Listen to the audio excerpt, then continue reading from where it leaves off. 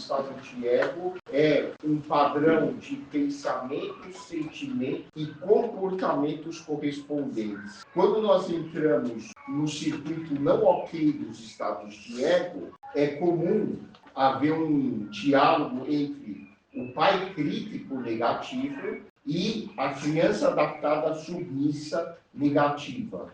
Negativo significa não ok.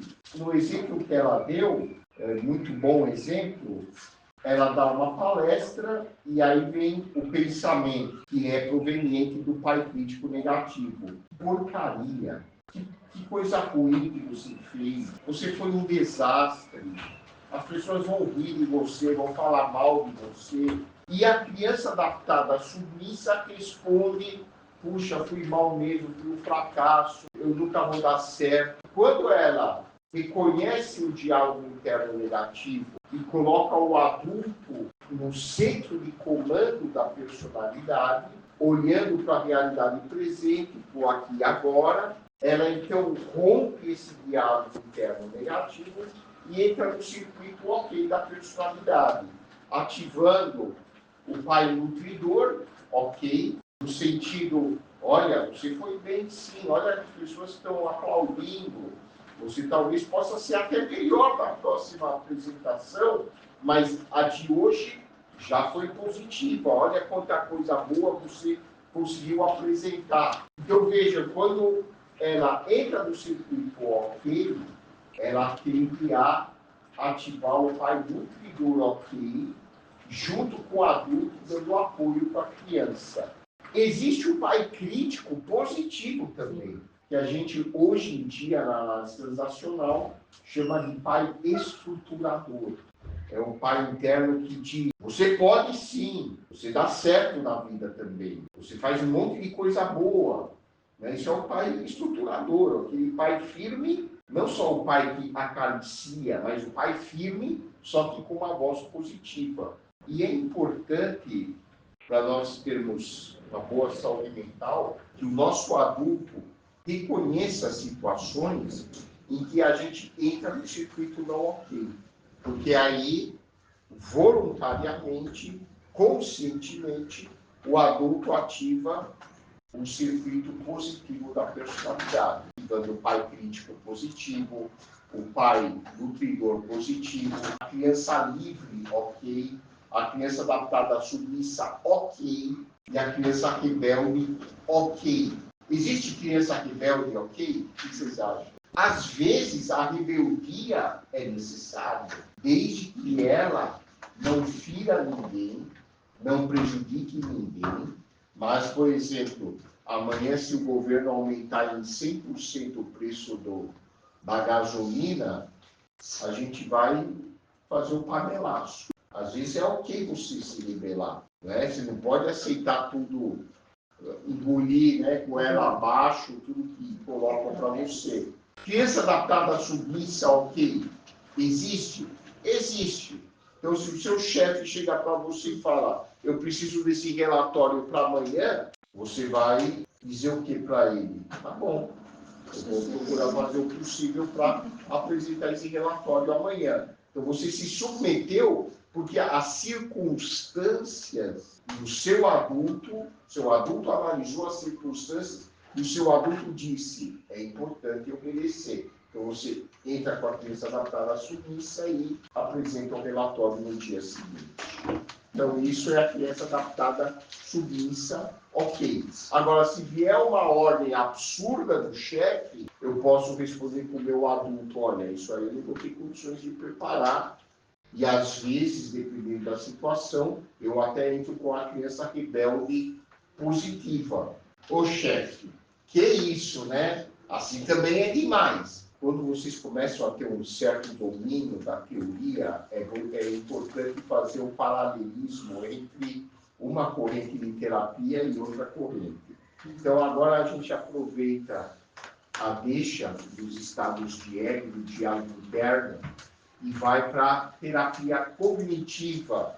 Na minha opinião, as pessoas que dominam o modelo da personalidade, que são os estados de ego, e dominam esse modelo cognitivo, já andaram 50% na terapia. Porque são os dois modelos mais importantes para estruturarem a nossa mente.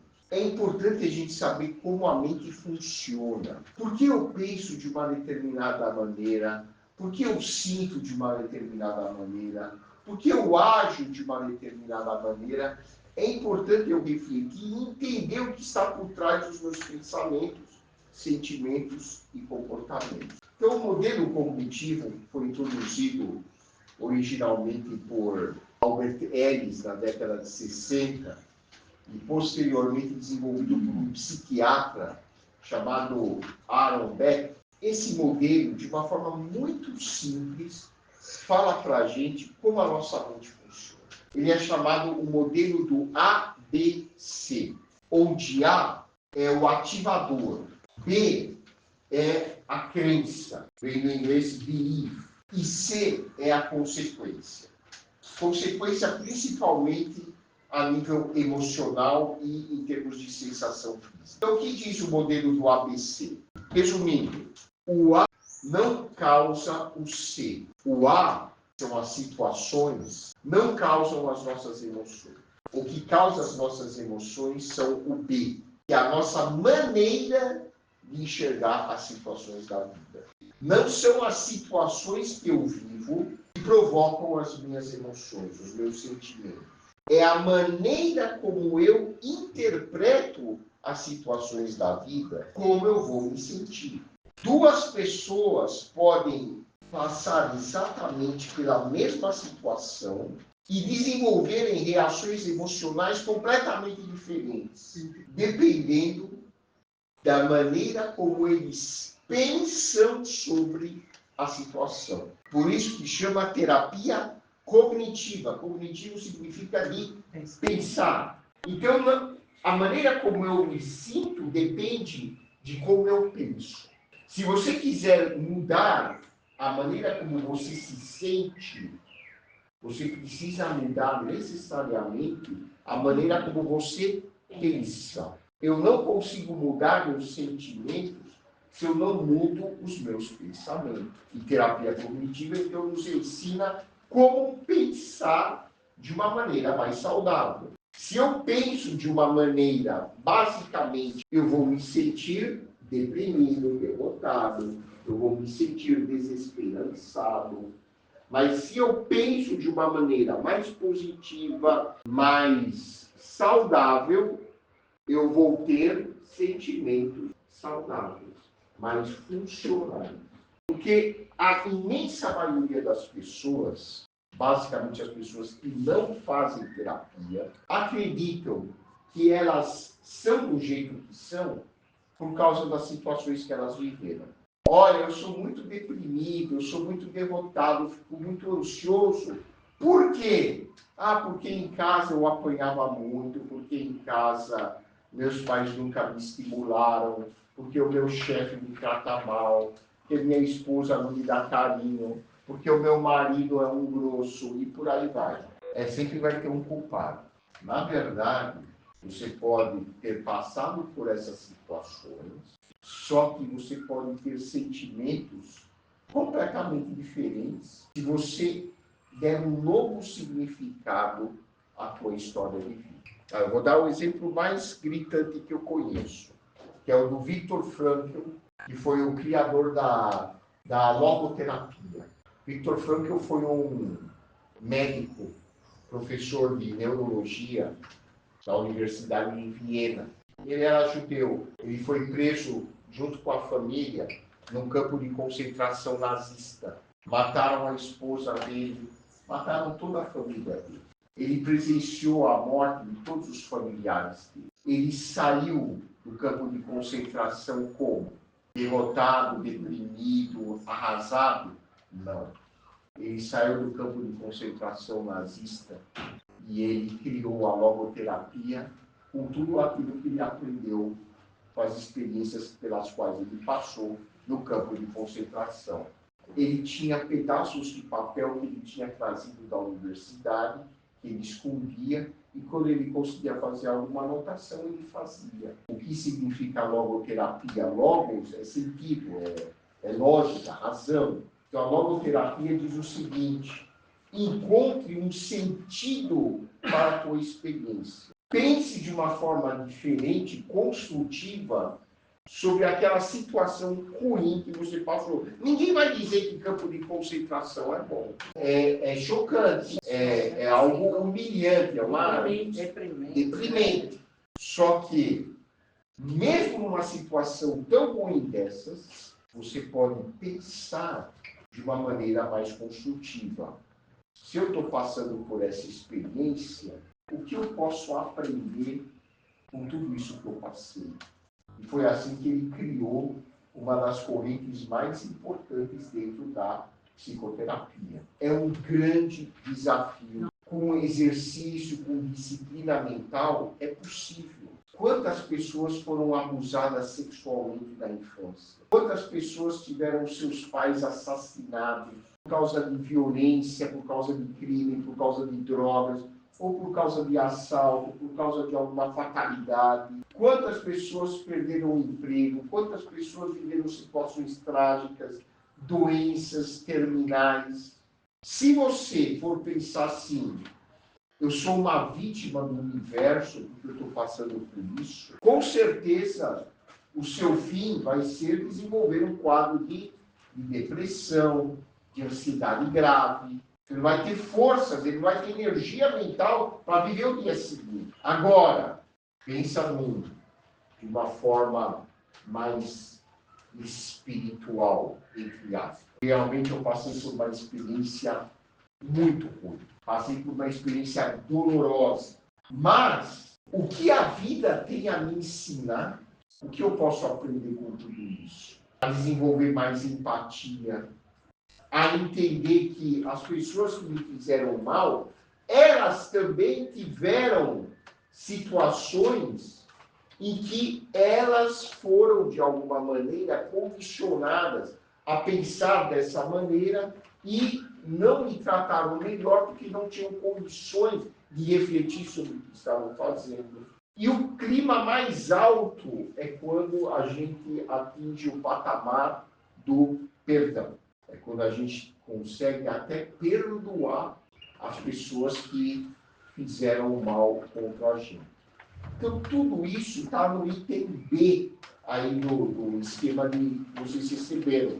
O B é tudo aquilo que tem a ver com o meu raciocínio, com a minha crença, com a minha maneira de pensar, com a minha maneira de interpretar os acontecimentos da vida. Então, resumindo, o A são os acontecimentos, o B é a maneira de pensar, e o C são os nossos sentimentos e comportamentos.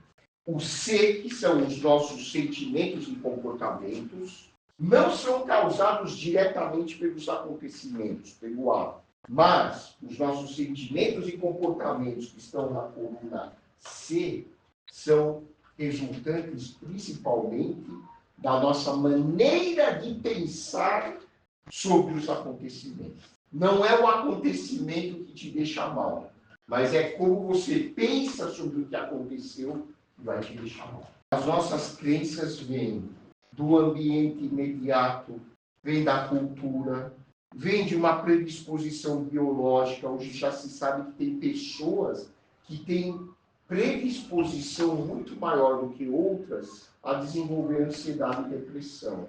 E tem a ver até com a nossa genética. Tudo isso junto. Não é só genética, não é só biologia, e também não é só ambiente e cultura. É a interação de todos esses fatores, mais a nossa história de vida. Então, a criança ela tem uma criança interna e o adulto está em formação. O adulto não tem condições de analisar a realidade com a lógica de um adulto, é uma criança. Então, a criança vai formar crenças que vão ficar dentro de nós para o resto da vida, baseada na sua vivência, do que ela sentiu do ambiente familiar, do que ela sentiu do mundo nos primeiros anos de vida. E são essas crenças que vão ficar dentro de nós a maior parte das nossas vidas. Cabe a nós agora, como adultos, refletir sobre a veracidade dessas crenças. Questionar. Então, a terapia cognitiva diz o seguinte: a terapia começa quando você aprende a questionar o que você acha que você sabe sobre a vida. Dá um exemplo. Vamos supor, meus pais se divorciaram e eu sou uma menina, e eu via meu pai espancando minha mãe. Meu pai era alcoólatra, ele espancava minha mãe, eu sou uma menina, e hoje eu sou uma mulher, e eu tenho a seguinte crença: todo homem é violento, todo homem não sabe se relacionar com uma mulher. Qual vai ser a consequência do meu comportamento? Eu vou evitar o contato com o homem.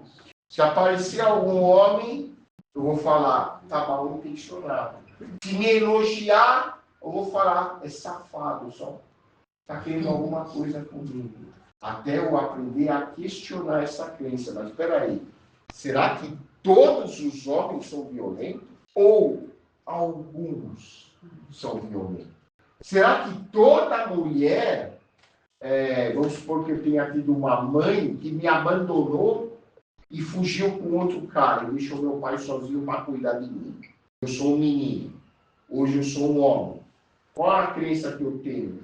Toda mulher quer abandonar o marido e quer ter outros tipos de experiência. Não dá para confiar em mulheres.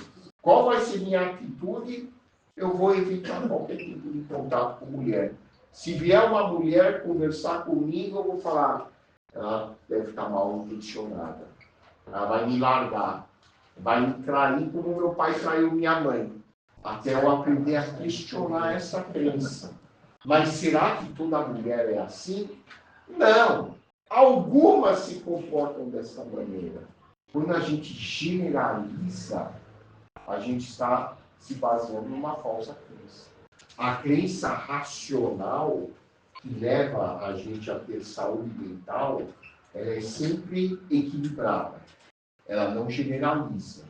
Como a gente pode pensar de uma maneira mais saudável? A primeira reação é a gente falar, pensar positivo. Não é pensar positivo. Pensar saudavelmente é pensar racionalmente. O Criador nos dotou de algo que nós usamos muito pouco, que se chama razão. Se as pessoas fossem um pouquinho só, mais racionais, provavelmente o mundo em que a gente estaria seria muito melhor. E olha, não precisa ser muito mais racional, é só ser um pouquinho lá. Gente, pensar racionalmente é uma grande bênção. Você se liberta de muitos problemas emocionais, 30%, 40% racional. Nossa, você já vai estar num nível de saúde mental que poucas pessoas vão atingir. Os pensamentos, por sua vez, têm 3 níveis de profundidade. Existem os pensamentos automáticos, que são esses pensamentos que aparecem na nossa cabeça do nada. Você está cozinhando, fazendo um trabalho, e aí você está pensando em alguma coisa, está pensando no filho, está pensando em qualquer coisa. Isso é pensamento automático, é o que vem na consciência. Abaixo dos pensamentos automáticos, a nível subconsciente, estão as crenças intermediárias. E abaixo das crenças intermediárias, a nível inconsciente, estão as nossas crenças centrais ou básicas, crenças nucleares. Então, eu vou dar um exemplo de pensamento automático. Eu estou olhando para vocês e aí eu me imagino tendo uma crise de ansiedade. O que está por trás desse pensamento automático? A crença intermediária. A crença intermediária, em geral, começa com C. Se eu falhar, se as pessoas não gostarem do tema da reunião, se as professoras que estão na reunião pensarem assim, mas como é que esse cara passou na escola falando desse jeito? É o C. Ou os tenho que. Crença intermediária do tipo, tenho que, devo, né? Devo fazer uma apresentação impecável. Devo fazer uma apresentação para ficar na história. Tenho que agradar a todos que estão no grupo. Que tipo de reação isso vai causar? É lógico, eu vou ficar ansioso por causa dessas crenças intermediárias. E o que está abaixo das crenças intermediárias? As crenças centrais. Essas são as que a gente traz da infância. Elas são a raiz das crenças intermediárias. Pensa na estrutura cognitiva como uma árvore. O tronco são as crenças intermediárias. Os frutos e os galhos são os pensamentos automáticos. Mas a raiz são as crenças centrais. Crenças centrais. O que são as crenças centrais? Eu sou burro. Eu sou imprestável. As pessoas são desonestas. As pessoas são desleais. Dá para confiar em homem. Mulher não presta. Afirmações categóricas. Crenças centrais têm 3 tipos. Desamparo, desamor. Essas crenças originam praticamente 100% do sofrimento humano. Que crenças são de desamparo? Sou impotente, frágil, eu sou vulnerável, eu sou carente, eu sou desamparado, eu sou uma pessoa necessitada. Desamor, ninguém vai desejar ficar comigo, eu sou incapaz de ser amado, eu não tenho atrativo nenhum, eu sou uma pessoa rejeitada, eu sou abandonado, eu sou uma pessoa sozinha. E desvalor, eu sou uma pessoa inadequada, eu sou ineficiente, eu sou uma pessoa defeituosa, eu sou um enganador, eu sou um fracassado, eu não tenho valor.